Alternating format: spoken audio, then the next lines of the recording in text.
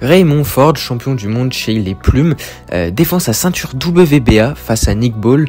C'est ce samedi 1er juin dans le cadre donc du 5 contre 5 entre Queensberry et Matchroom. On va analyser le combat. Jingle.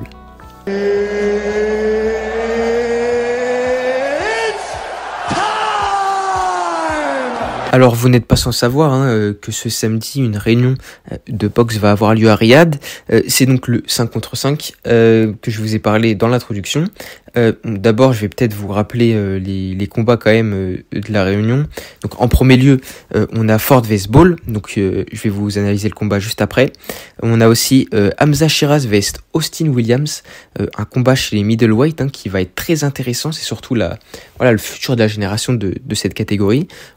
On a également Daniel Dubois vs Ergovic. Bon, ça va être un combat aussi explosif qui est très médiatique d'ailleurs. Willie Hutchinson vs Craig Richards pour les light heavyweight. Et en main event, on a Deontay Wilder vs Zhang. Et ça va être un énorme combat. Je vais essayer de vous en parler dans un autre podcast, même si je sais pas que je vais pouvoir. Et on a également Bivol vs Zinad. Bon, ça c'est un combat qui s'ajoute dans le 5 contre 5, mais qui n'a rien à voir. Bon, c'est l'Arabie Saoudite, on sait pas. Bon, revenons à nos moutons. Je vais vous parler des actualités des combattants. Du côté de Nick Ball, il sort tout droit d'un no contest face à Ray Vargas pour la ceinture WBC en mars. Donc il n'y a pas si longtemps que ça d'ailleurs. D'ailleurs, la Planet Box parle beaucoup de vol dans cet affrontement. Moi, je suis pas là pour vous dire si c'était un vol ou non. Mais en tout cas, je pense que ça a beaucoup joué dans la promotion du combattant, et surtout c'est peut-être pour cela qu'il a eu cette opportunité aussi rapidement de pouvoir affronter un champion du monde, parce que le vol il a quand même fait du bruit, et d'ailleurs même les deux promoteurs, Eddie Hearn et Frank Warren, donc Frank Warren qui représente d'ailleurs Nick Ball, ils en ont parlé dans une vidéo de DAZN, et ils ont bien confirmé que c'était un vol pour eux. En tout cas, là, on n'est pas là pour juger, mais voilà, c'est l'actualité du combattant. Il sort de cela, c'est important d'en parler. Et du côté du jeune Texan, donc Ray Ford, il sort d'une victoire face à l'Ouzbek Kolmatov. Ça, c'est un combat, c'est sûr que vous l'avez vu. C'est surtout un combat prétendant à l'année 2024. Combattant de l'année, peut-être. Voilà, l'issue du combat était folle. C'est quand même on peut le dire, un film à la Rocky.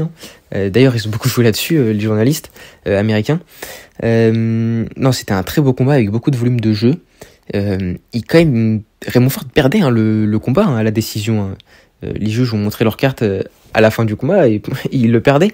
Et pourtant, dans les 10 dernières secondes, il a été très généreux dans les échanges et il a su terminer le combat. Franchement, c'est très fort de sa part et même mérité donc. Voilà, les actualités des combattants, c'est cela. C'était en mars aussi, donc ils sont très actifs. C'est intéressant. C'est intéressant d'avoir des combattants actifs, surtout quand ils sont champions du monde. Même si je vais revenir quand même sur les déclarations de Raymond Ford, qui a notamment dit après sa victoire face à Kolmatov qu'il voulait monter de catégorie. Ça fait déjà des années qu'il est chez les Plumes et il commence à avoir du mal à cutter, donc voilà, il va vouloir monter. Je pense que s'il défend avec succès sa ceinture, il va monter pour sûr. Côté caractéristiques des combattants, c'est intéressant d'en parler parce que Nick Ball, c'est 1m57. 1m57, c'est très petit. Je suis pas là pour dénigrer le combattant, rien à voir, mais c'est intéressant de vous informer là-dessus. Surtout qu'il a combattu Ray Vargas, qui fait 1m72, il me semble. Donc on a 15 cm d'écart pour le combat qui date de mars. C'est énorme, 15 cm, je crois. C'est du jamais vu en boxe, sauf chez les poids lourds. Et d'ailleurs, il gagne presque le combat. Donc non, c'est fou là. Mais cette taille-là, en fait, l'oblige donc à rentrer dans la garde. En fait, c'est un combattant qui est très agressif. C'est un peu, je sais pas si je pourrais dire ça, mais un mini Mike Tyson. Mais voilà, il aime beaucoup rentrer dans la garde, mais il est aussi obligé. Et donc face à Ray Vargas, c'est ce qu'il avait fait. Il montait, il rentrait dans la garde avec beaucoup d'intensité. Parce qu'il peut pas en fait avancer avec son allonge comme certains boxeurs avec leur jab. Lui, ses jabs, ça va surtout être du 1.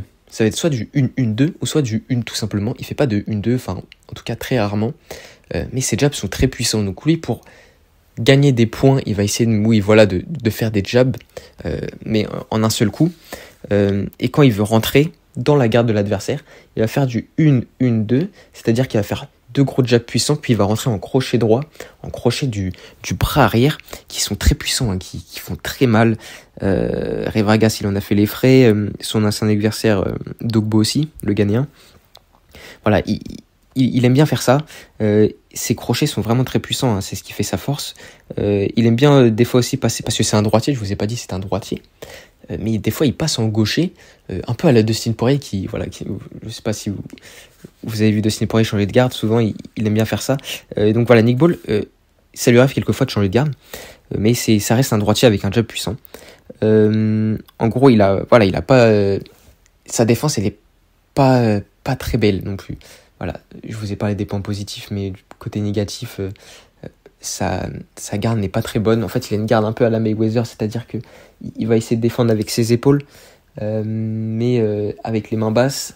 Le problème, c'est qu'il n'a pas le mouvement de buste, et peut-être aussi la vision, hein, de jeu pour pouvoir réaliser des esquives intéressantes. Malheureusement, voilà, c'est vraiment son gros point faible, hein.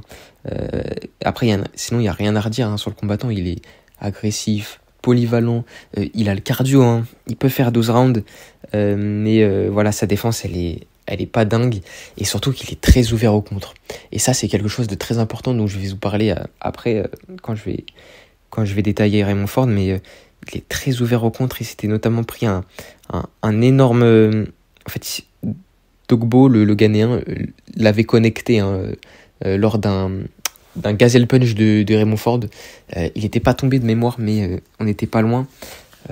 Honnêtement, vraiment, il faut vraiment qu'il fasse attention à cela, surtout que donc là, la transition, elle est parfaite. C'est que Raymond Ford, c'est un combattant qui a une gestion de contre excellente. Il en fait sa pièce maîtresse, hein. Il aime beaucoup contrer. C'est un boxeur, donc, comme je vous ai dit, qui est gaucher, donc c'est une southpaw, c'est une fausse patte, pardon. Il a un énorme volume de jeu. D'ailleurs, c'est ce qui avait fait ses éloges, hein, lors du combat face à l'Ouzbek, c'est que les deux ont beaucoup de volume de jeu, donc il y a beaucoup de générosité dans les échanges, et Raymond Ford, il adore ça. D'ailleurs, malheureusement, il s'était ouvert l'arcade, hein, une ouverture qui était super grande, hein, énorme pour le coup. Il a continué le combat, il a gagné, donc ça, déjà, grand bravo à lui.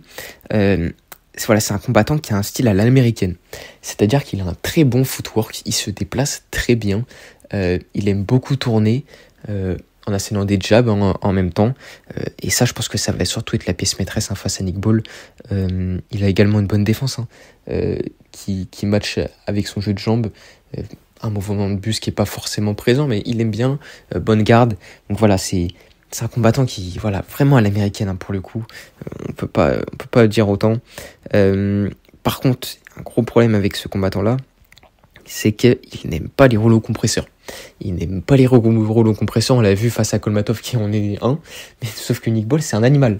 Nick Ball, c'est un animal, c'est un tigre, il est en cage depuis... À chaque fois qu'il rentre dans un ring et que les cloches sonnent, on a l'impression qu'il était enfermé pendant des années, mais non, vraiment, pour le coup, Nick Ball, c'est vraiment un animal, et on peut même pas le qualifier de rouleau compresseur, c'est vraiment au-dessus de cela. Donc Raymond Ford, il l'aime pas du tout, et ça va être compliqué, hein. Donc pour parler des clés des succès pour les combattants, honnêtement, je pense que Raymond Ford, ça va être son footwork. Il va falloir qu'il se déplace beaucoup en assénant des jabs et en essayant de gagner des points. Je pense qu'il va pas pouvoir gagner par KO. On rappelle qu'il a que, il me semble, 8 KO. Il a 8 KO, tandis que Nick Ball en a 11. Voilà. Raymond Ford, va falloir qu'il se déplace beaucoup et qu'il gagne à la décision, parce que le mettre KO... Après, il peut mettre KO sur un contre, hein, comme je vous ai dit, la gestion de contre, ça aussi, ça va être une clé. Il va falloir qu'il en mette. Il va falloir qu'il en assène. Il est obligé de le faire. Nick Ball, il est trop ouvert à cela. Alors, je sais pas ce que ça va être le game plan. Est-ce que ses coachs vont lui demander de faire attention, de ne pas se jeter, mais il aime vraiment ça, pour le coup. Il arrive pas à s'en passer. Non, vraiment, ça va être compliqué pour Raymond Ford, pour le coup. Son déplacement va vraiment être la pièce maîtresse, et ses contres aussi. Et du côté Nick Ball, pour le coup, lui, il va falloir qu'il soit très agressif. Il sait que c'est un Kolmatov plus fort, voilà. J'aime pas comparer, mais pour le coup, c'est un Kolmatov qui est encore un peu plus fort que lui. Donc il va falloir qu'il rentre très fort dans la garde, qu'il va le mettre. Enfin, il va falloir lui mettre la pression à Raymond Ford, mais constamment, tous les rounds, chaque minute, chaque seconde, parce que Raymond Ford, il peut lâcher vite prise s'il est ouvert ou quoi que ce soit. Voilà, ça peut aller très vite, hein. Et Nick Ball, il a des parpaings à la place des points, donc non, ça va être très intéressant le combat, et franchement, sur le papier, il est magnifique, hein. Pour le coup, la carte est dingue.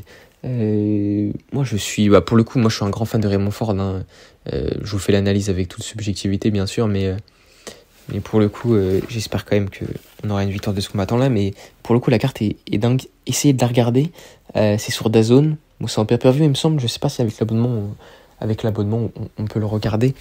Mais essayez de regarder le combat, surtout si c'est votre première carte de boxe ou quoi que ce soit. Franchement, allez le regarder.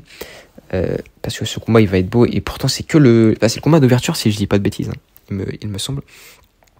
Donc voilà, je pense que j'ai tout dit.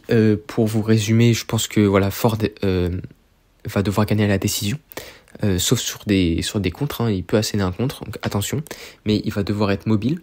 Il va falloir qu'il le travaille, il va falloir qu'il le set up sur ses enchaînements. Il va devoir vraiment tourner, c'est la clé, et surtout qu'il ne soit pas dans les cordes. Ça, j'en ai pas parlé, mais il faut pas qu'il soit dans le coin ou dans les cordes, parce que Nick Ball, il te lâche pas quand t'es dans les cordes. Il ne te lâche pas. Et Nick Ball, pour lui, sa clé de la réussite, ça va être surtout faire attention au contre et de mettre la pression comme il sait faire. Pour le coup, sur le papier, les bookmakers mettent Ray Ford de favori, mais honnêtement, je vois plus Ball gagner ce combat-là. Après, on sait que c'est la boxe, hein, et d'ailleurs que quand le challenger combat, il est un peu défavorisé, mais bon, là on est en Arabie Saoudite, donc je vois pas pourquoi ça le ferait. Bon, je pense qu'on a tout dit. Donc pour finir, j'aimerais vous dire que donc je suis nouveau dans les podcasts, je suis nouveau dans le monde de la boxe, donc je vais faire des podcasts sur le basket, sur le tennis si je peux, sur les JO, sur le baseball. Pour le coup, je suis un peu spécialiste. Enfin, j'ai pas la prétention de dire ça, pardon, mais voilà, j'aime beaucoup la NBA, donc je vais sûrement en parler, et surtout de boxe et de MMA. Je vais créer ma chaîne YouTube aussi qui va s'appeler Octown, donc de ce même nom-là. Un média peut-être aussi, voir si ça marche, hein, voir si mes podcasts marchent. En tout cas, n'hésitez pas à vous abonner, ça ferait super plaisir. Ça ferait énormément plaisir. J'essaierai de vous faire un podcast donc ce week-end pour le résumé des combats, pardon. Le résumé de Ford vs Ball surtout. Les autres, ça va être assez compliqué. Parce que ça va être long et je suis tout seul. D'ailleurs, si vous avez des noms qui parler, faire des podcasts, n'hésitez pas. Donc voilà, je pense que j'ai tout dit. Merci d'être resté jusqu'à la fin. Abonnez-vous et passez surtout une excellente journée. Et surtout, j'espère qu'on va passer une excellente réunion de boxe.